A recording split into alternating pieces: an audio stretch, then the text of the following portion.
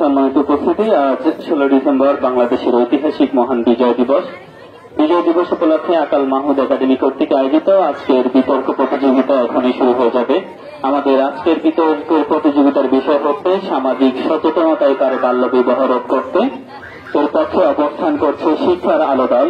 শিক্ষার আলো দল থেকে যারা অংশগ্রহণ করছে আমি তাদেরকে পরিচয় করিয়ে দিচ্ছি। প্রথমেই শিক্ষার আলো দলের প্রথম দলনেত্রী হচ্ছেন জ্যাকলিন আক্তার বৃষ্টি। সবাই জোরে হাততালি হবে বৃষ্টির জন্য। দ্বিতীয় প্রতিযোগিতা হচ্ছেন জান্নাতুল ফেরদাউস। সবাই জোরে হাততালি হবে আমাদের প্রত্যেক প্রতিযোগীর জন্য। তৃতীয় বাচ্চা হচ্ছে কণা, জোরে হাততালি হবে। সামাজিক সচেতনতায় তার বাল্য বিবাহ রোধ করতে বিপক্ষে অবস্থান করছে জ্ঞানের আলো দল। দলের দলনেতা হচ্ছে জাহাঙ্গীর হাসান শিশির। সবাই জোরে করতালি হবে। ইশফাক ইসলাম অন্তর, জোরে জোরে হাততালি হবে। সাজ্জাদুল ইসলাম অনেক।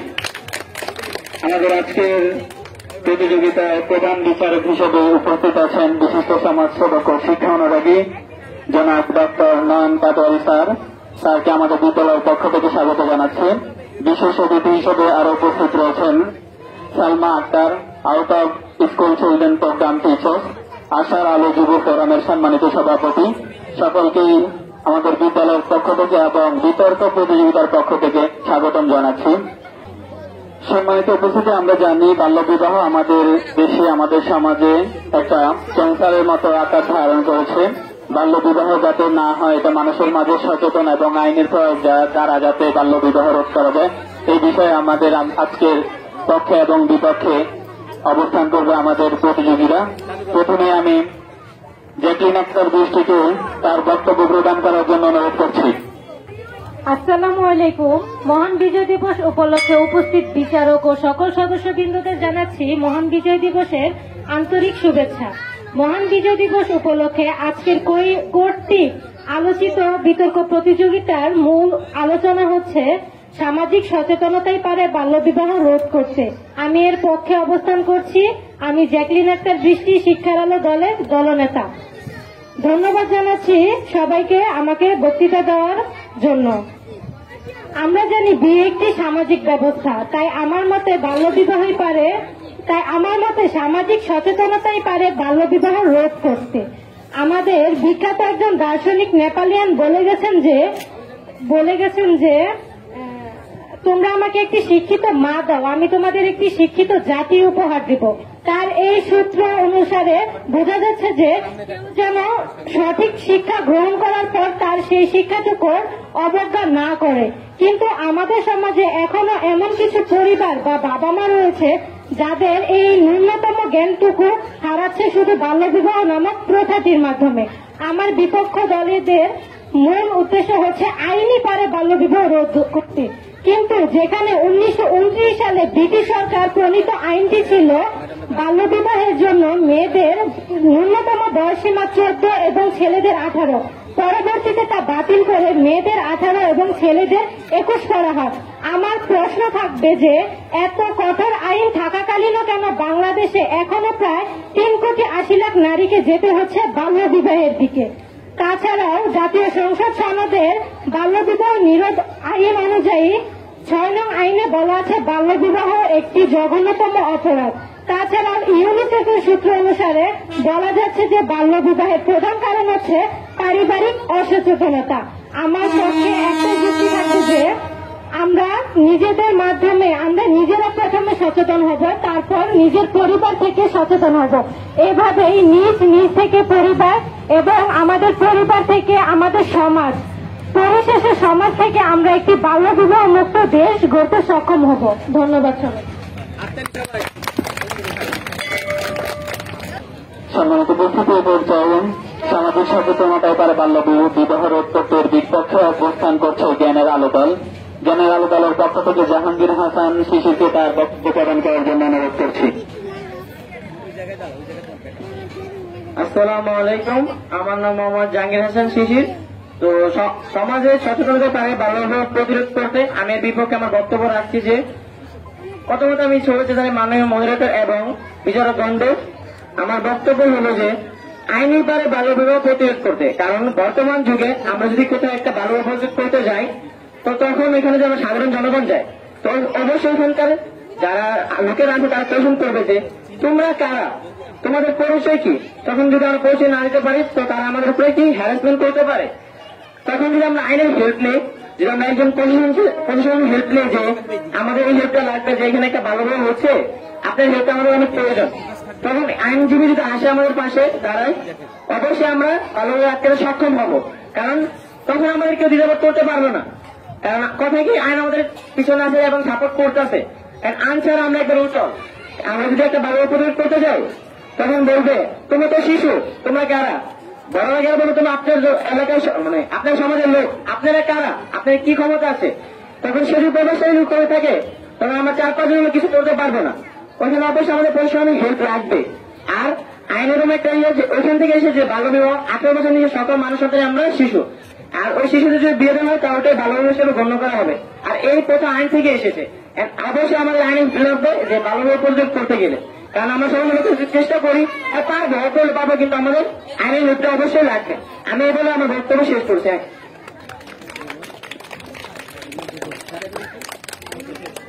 ধন্যবাদ জাহাঙ্গীর হোসেন শিশু। এ পর্যায়ে সামাজিক সচেতনতা তার বাল্য বিবাহ রোধ করতে এর পক্ষে বক্তব্য নিয়ে আসছে জান্নাতুল ফেরদৌস। জান্নাতুল ফেরদৌসকে তার বক্তব্য প্রদান করার জন্য অনুরোধ করছি। আসসালামু আলাইকুম, আমার নাম জান্নাত। সবাইকে বিজয় দিবসের অনেক অনেক শুভেচ্ছা। আমি শিক্ষার আলো দলের একজন বক্তা। আজকে আমার বিষয়টি হচ্ছে সামাজিক সচেতনতাই পারে বাল্যবিবাহ প্রতিরোধ করতে। মাননীয় মডারেটর, বাল্যবিবাহ মেয়েদের জীবনে স্বাস্থ্য ও জীবনের জন্য হুমকিকরণ। পিতামাতার সঠিক জ্ঞান না থাকলে বাল্যবিবাহের কুপ্রথা আজ দেখা যেত না। বাবা মায়ের সঠিক চিন্তা ভাবনাই হচ্ছে মেয়েদের জীবন বাঁচাতে পারে। মাননীয় মডারেটর, প্রতিপক্ষ দলের প্রথম বক্তা আইনের পক্ষে তাদের নানান যুক্তি দিয়ে গেলেন। প্রতিপক্ষ, আমরা আইনের প্রয়োজনীয়তাকে কখনোই অস্বীকার করছি না, কিন্তু মাননীয় মডারেটর, আইনের দ্বারা কোনো সমস্যাকে সাময়িকভাবে কমানো গেলেও এটিকে নির্মূলভাবে সম্ভব করা যায় না, এবং তা কেন সম্ভব করা যায় না তার পক্ষে আমি বক্তব্য দিব।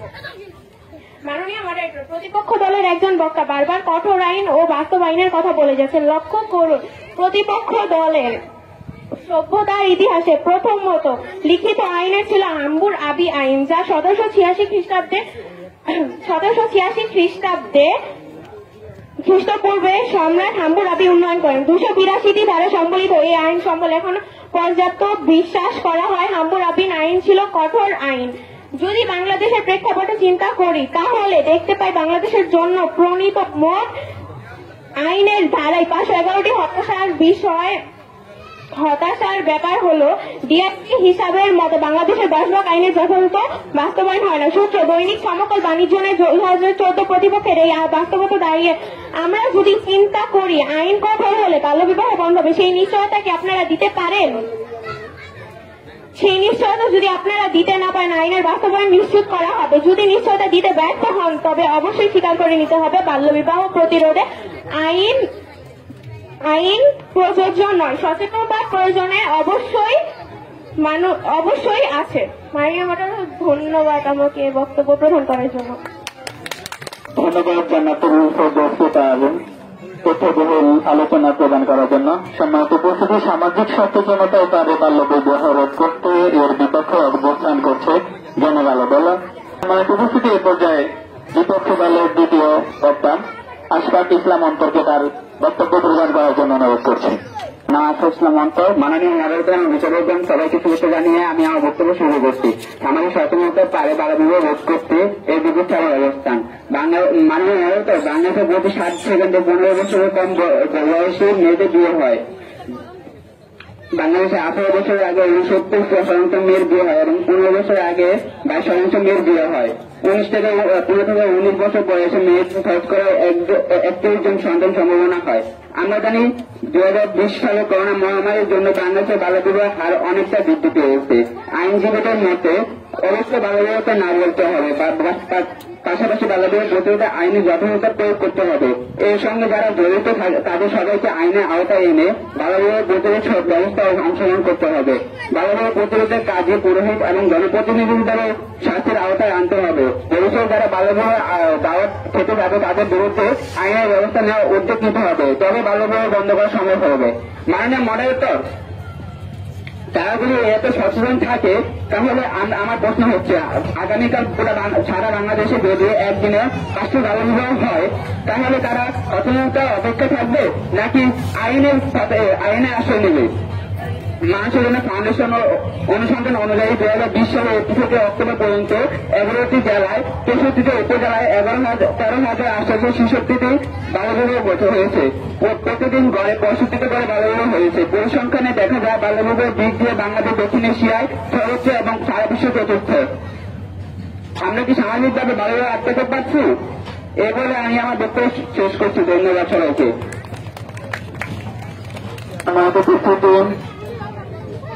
সামাজিক সচেতনতায় তারা বাল্যবিবাহ রোধ করতে এর পক্ষে অবস্থান করছে শিক্ষা আলো দল।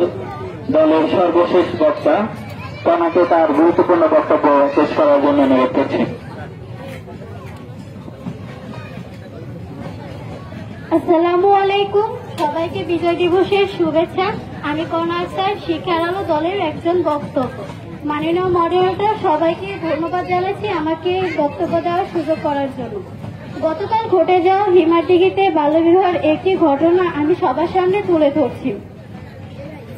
বাল্যবিবাহের ঘটনাটি জানার পর আমরা আমাদের সার্বিক চেষ্টা করে কাউন্সিলর, মহিলা পরিষদের সভাপতি এবং টঙ্গী পূর্ব থানার সবাইকে জানাই। তারা জেনেও কোনো সাহায্য করতে পারেনি, উল্টা তারা নকল কাগজ দেখে বিয়েটি এগিয়ে যেতে সাহায্য করে। মাননীয় মডারেটর, আমরা জানি এখন ডিজিটাল বাংলাদেশ, তারা পারত সেই নকল কাগজটিতে ডিজিটালের মাধ্যমে কোন একটা অ্যাপসের ভিতরে নিয়ে সেটার প্রমাণ বের করতে, কিন্তু তারা করেনি। মাননীয় মডারেটর, তখন আইন কেন কোনো কাজ করতে পারেনি? মাননীয় মডারেটর, আমার বক্তব্যটি হচ্ছে বাল্যবিবাহের কুফল। বাল্যবিবাহের ফলে সমাজে নানান ধরনের সমস্যা দেখা দিতে পারে, যেমন আমাদের দেশে মেয়ে ও ছেলে 18 ও 21 বছরের নির্দিষ্ট। এছাড়াও অনেক মেয়েদের বিয়ে হতে দেখা দেয়। এক্ষেত্রে মেয়ে ছেলেদের শারীরিক ও মানসিক পরিকল্পনা আসার আগে তাদের মা বাবা হয়ে যায়। এতে আইন কেন আমাদের দেশে বাল্যবিবাহ আটকাতে পারে না? আমরা সামাজিক সচেতনতাই পারে বাল্যবিবাহ রোধ করতে। মানুষ যদি সচেতন হতো তাহলে আমাদের দেশে এত বাল্যবিবাহ হতো না, এবং কি গতকাল যে বাল্যবিবাহটা হচ্ছে সেটা যদি তার পরিবার যদি সচেতন হতো তাহলে সেই বাল্যবিবাহটা আর হতো না। মাননীয় মডারেটর, ধন্যবাদ আমার বক্তব্য এতক্ষণ শোনার জন্য। সকলকে ধন্যবাদ।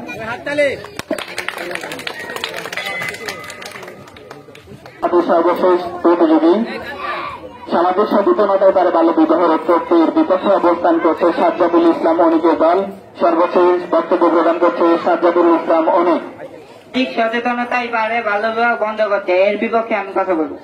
আইন ও নীতি বিয়ের জন্য বয়স নির্ধারণ করে এবং যারা আইন ভঙ্গ করে তাদের জন্য শাস্তির ব্যবস্থা করে এবং আইন বাল্যবিবাহ প্রতিরোধে সাহায্য করতে পারে।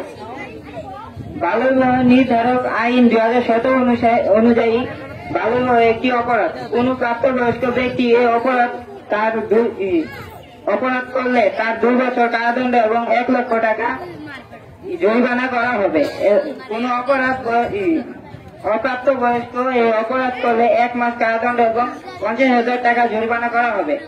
এই কথা পিতামাতা ও অভিভাবকদের জন্য এই আইনের করলে সর্বোচ্চ 2 বছর কারাদণ্ড এবং 50,000 টাকা জরিমানা করা হবে। আপনারা যে বলে গেলেন যে সচেতনতাই পারে বাল্যবিবাহ বন্ধ করতে, এই বাংলাদেশ উন্নয়নশীল দেশ।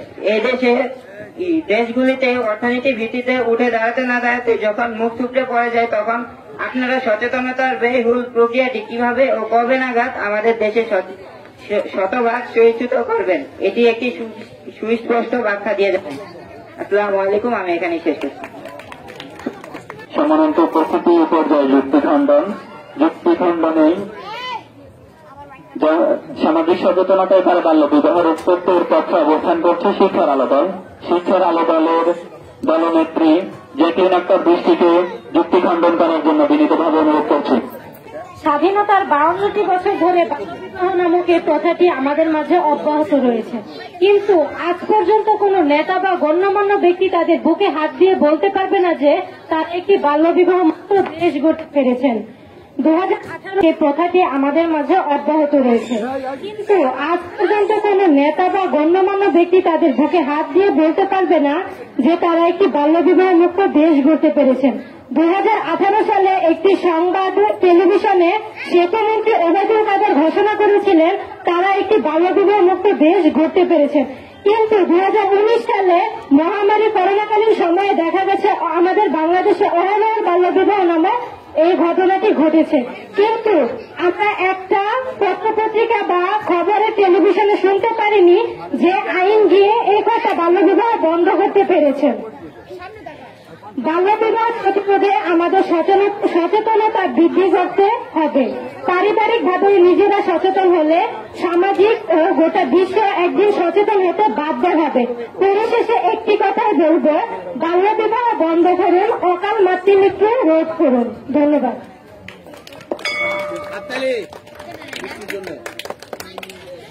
ধন্যবাদ জ্যাকলিন আক্তার বৃষ্টিকে তার তথ্যবহুল যুক্তি খণ্ডন করার জন্য।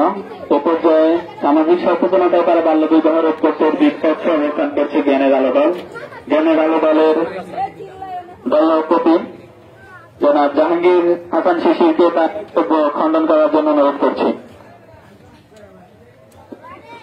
আসসালামু আলাইকুম। ধন্যবাদ মনোযোগ। আমার বিপক্ষ দল প্রশ্ন করছেন যে এত কঠোর আইন থাকা সত্ত্বেও কেন 3,80,00,000 নারী মৃত্যুবরণ করেছে। আমার উত্তর হল যে উন্নয়নশীল দেশ, এই উন্নয়নশীল দেশ আমরা আশা করছি আমরা একদিন উন্নত দেশে পরিণত হব। উন্নত দেশে পরিণত হতে হলে আমাদেরকে অবশ্যই সচেতন হতে হবে। সচেতনতার জন্য আমাদের মাঝে শিক্ষার ব্যাপক বিস্তার করতে হবে। আর এই শিক্ষার ব্যাপক বিস্তার করতে হলে নারীদের পাশাপাশি পুরুষের পাশাপাশি নারীকেও প্রকৃত শিক্ষা এবং উচ্চ শিক্ষা গ্রহণ করতে হবে। যদি নারীরা উচ্চ শিক্ষা গ্রহণ করতে না পারে তাহলে তারা পিছিয়ে পড়বে যদি তাদের বাল্য বিবাহ হয়। আসসালামু আলাইকুম। বিজয় দিবসের শুভেচ্ছা সবাইকে। আমাদের এখানে আমন্ত্রিত প্রধান অতিথি হচ্ছেন সভাপতি রেহানা আক্তার।